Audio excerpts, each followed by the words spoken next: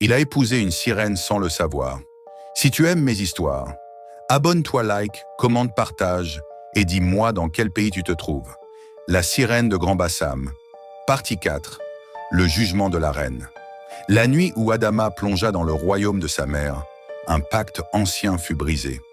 Jusqu'alors, le lien entre les vivants et les créatures des eaux était unilatéral. Les hommes aimaient, les sirènes prenaient. Les cœurs se fanaient, les âmes étaient digérées dans le silence des fonds. Mais Adama n'était pas un simple homme. Il était né de l'union interdite, un hybride façonné dans la douleur, l'amour et la trahison. Et il avait soif de justice. Pendant des mois, Adama joua son rôle. Il vécut avec Aminata dans la même maison que Kofi. Même lit, même drap, même silence nocturne. Mais à la différence de son père, il ne s'épuisait pas. Il gagnait en force. La sirène, sans le savoir, nourrissait son propre poison. Car Adama avait appris à résister à ses charmes, à inverser les flux, à boire de son énergie au lieu d'en perdre. La nuit, quand elle partait, il la suivait en secret. Il observait ses rituels. Il notait les symboles qu'elle traçait sur l'eau. Il retenait les noms qu'elle chantait. Des noms d'autres femmes sirènes, d'autres reines, d'anciens pactes. Et surtout, il vit ce que nul mortel n'avait jamais vu sans devenir fou. Il vit le cœur de la mer, une perle gigantesque, sombre, suspendue dans une grotte au fond de l'abîme. Elle battait comme un cœur humain, lente et majestueuse. Et à chaque pulsation, des âmes hurlaient en silence à l'intérieur. Parmi elles, Kofi Annan, son père, tordu, figé, les yeux vides, la bouche ouverte dans un cri éternel. Adama en ressortit changé, plus froid, plus déterminé. Il n'allait pas tuer Aminata, il allait la faire tomber.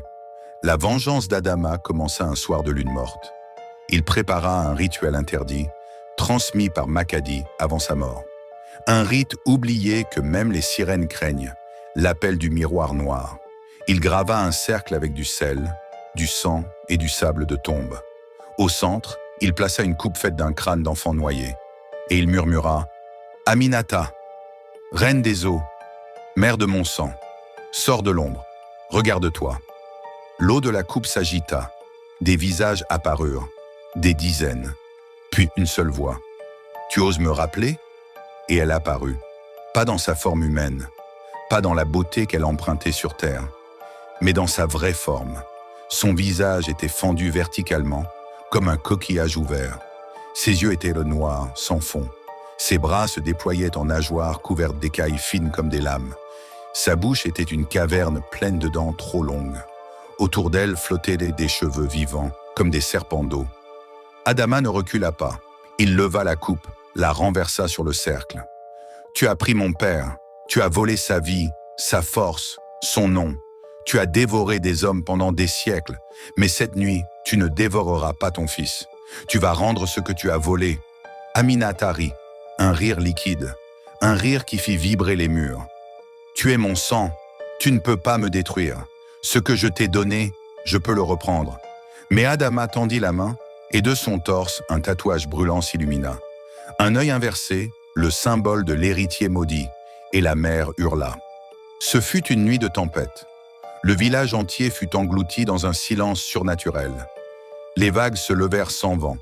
Le sable bougea comme une créature vivante. Et dans le ciel, aucune étoile. Les anciens, les rares encore vivants, se terrèrent dans leurs cases. Les enfants pleuraient sans savoir pourquoi. Et à l'intérieur de la maison maudite de Kofi, le duel avait commencé. Adama et Aminata, fils et mère, humains et sirènes, deux mondes opposés, liés par le sang et la haine. Elle tenta de le noyer, de l'hypnotiser, de le déchirer avec ses ongles de corail. Mais Adama résistait.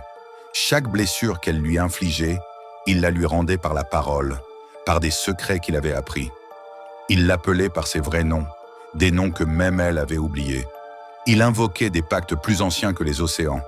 Et à l'aube, elle tomba, non pas morte, mais liée, brisée. Son corps fut figé dans un cercle de sel. Et Adama, en silence, prit le cœur de la mer qu'il avait arraché au fond des eaux et le plaça au centre du cercle. « Tu voulais que je sois ton prolongement, je suis ta fin. » Il écrasa la perle entre ses mains. Un cri remplit l'air. Un cri qui fit se briser les vitres à Trècheville. Un cri que même les morts entendirent dans leur tombe sous la lagune. Et Aminata disparut. Son corps explosa en vapeur salée. Plus de traces, plus de beauté, plus de sortilèges. Et dans le cercle de sel, une seule chose resta. Le bracelet de coquillage, le même qu'elle avait laissé à Kofi la première nuit. Adama le prit, le porta au cou et marcha vers la mer. On dit qu'il vécut seul, au bord de l'eau, sans jamais parler. On dit que la lagune, désormais, est calme. On dit que parfois, la nuit, on entend un homme chanter pour les âmes perdues. Un chant qui réveille les poissons, qui calme les tempêtes. Un chant que même les sirènes écoutent en silence. Car celui qui a aimé une sirène et l'a vaincue n'est plus tout à fait un homme. Ce n'est que le début. Abonne-toi pour la suite des histoires les plus terrifiantes et réelles jamais racontées.